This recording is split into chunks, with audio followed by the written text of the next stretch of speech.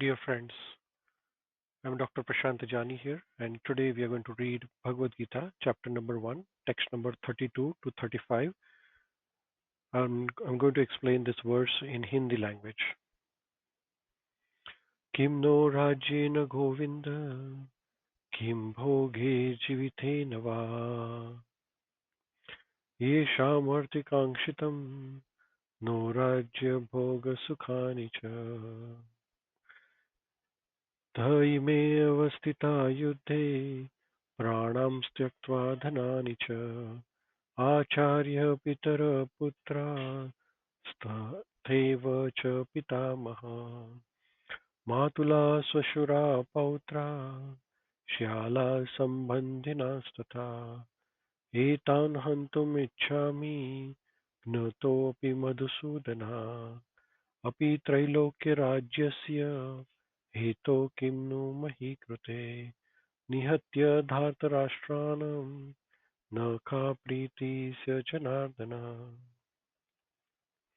So here Arjun is telling to Lord Krishna, Arjun भगवान से कह रहे हैं, हे गोविंद, हमें राज्य सुख अथवा इस जीवन से क्या लाभ, क्योंकि जिन सारे लोगों के लिए हम ये राज्य सुख सब चाहते हैं, अगर वो ही इस युद्ध भूमि में खड़े हैं तो फिर क्या फायदा इसका.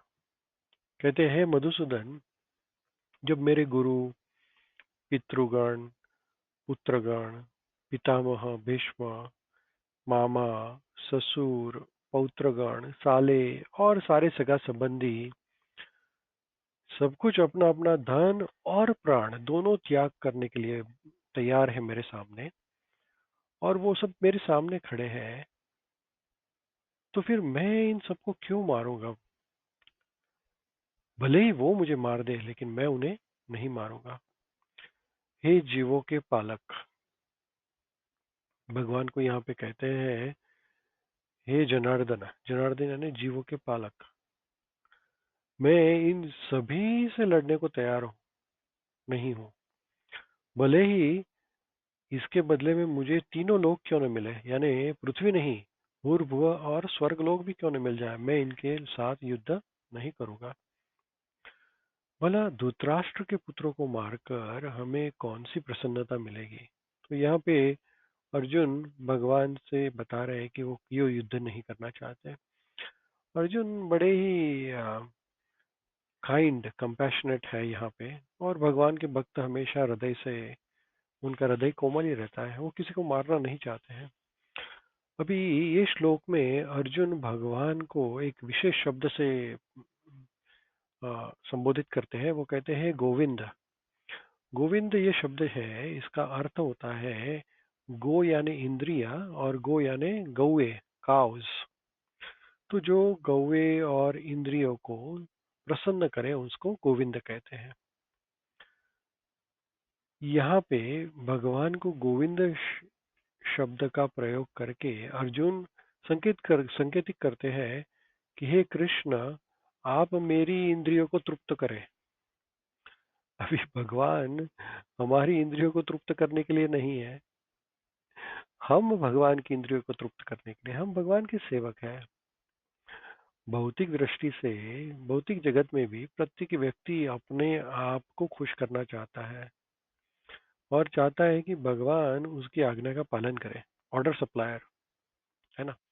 तो कहते हैं भगवान मुझे ये दीजिए, मुझे ये दीजिए, मुझे पैसे दीजिए, धन संपत्ति, घर, ये सब दीजिए.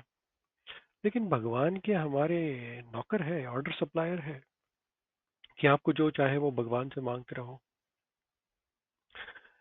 यहाँ पर अर्जुन का जाति और कुटुंब के प्रति बहुत प्रेम है, और इसके कारण वो युद्ध करना नहीं चाहते हैं. और दूसरा एक भी कारण ये भी है कि हर एक व्यक्ति अपने वैभव का प्रदर्शन अपने मित्र तथा परिजन से करना चाहता है. अभी यहाँ पे अर्जुन को क्या भय है कि अगर सारे मित्र और परिजन अगर ये युद्ध भूमि में मर जाएंगे, तो फिर विजय के बाद में उनके साथ ये वैभव धन संपत्ति का भोग वो नहीं कर पाएंगे, सबको दिखा नहीं पाएंगे कि मेरे पास ये है, क्योंकि कोई नहीं है ना देखने के लिए। यही भौतिक जगत का सर्वसामान्य लेखा जोखा है। परंतु आध्यात्मिक जीवन में इसे सर्वथा भिन्न होता है। उसमें क्या होता है आध्यात्मिक जीवन में? तो भक्त भगवान की इच्छा की पूर्ति करना चाहता है, और भक्त चाहता है कि अगर भगवान की इच्छा है तो मैं करूंगा, नहीं तो नहीं करूंगा। तो आध्यात्मिक जीवन में भक्त भगवान के ऊपर डिपेंडेंट रहता है, और भौतिक जगत में भक्त भगवान को कहता है मुझे ये दीजिए, मुझे वो दीजिए, मेरी मेरी जरूरियातें पूरी करिए, ये मेरी इच्छाएं हैं।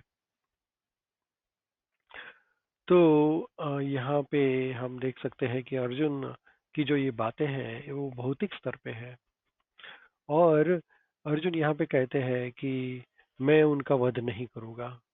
अब देखिए, भगवान कृष्ण युद्ध भूमि में आए उसके पहले ही उन्होंने सोच लिया था कि ये कौरव यहाँ से जीवित नहीं जा रहे हैं। 5 पांडवों को छोड़ के कोई भी यहाँ पे जीवित नहीं जा रहा है, ये तो भगवान ने निश्चित कर लिया था। वो सिर्फ अर्जुन को निमित्त मात्र बनाना चाहते थे। ये अगले अगले अध्यायों में हमें मालूम हो जाएगा। इसलिए भगवान के भक्त हैं जो जो भी करते हैं भगवान की इच्छा के लिए करते हैं। और अर्जुन ये था कि भगवान का भक्त होने के कारण अर्जुन अपने अत्याचारी बंधु बांधवों से प्रतिशोध नहीं लेना चाहता था। किंतु ये तो भगवान की इच्छा थी, भगवान की इच्छा थी कि ये दुष्टों का नाश हो जाए। भगवान के भक्त दुष्टों से भी प्रतिशोध नहीं लेना चाहते हैं, लेकिन भगवान अपने भक्तों को अगर कोई कष्ट देता है, उत्पीड़न करता है, तो भगवान उसको सहन नहीं करते हैं। भगवान के भक्त भले उसे क्षमा करें, लेकिन भगवान उसे क्षमा नहीं करते हैं। तो ये यहाँ पे हम देख सकते हैं। Thank you so much. Hare Krishna.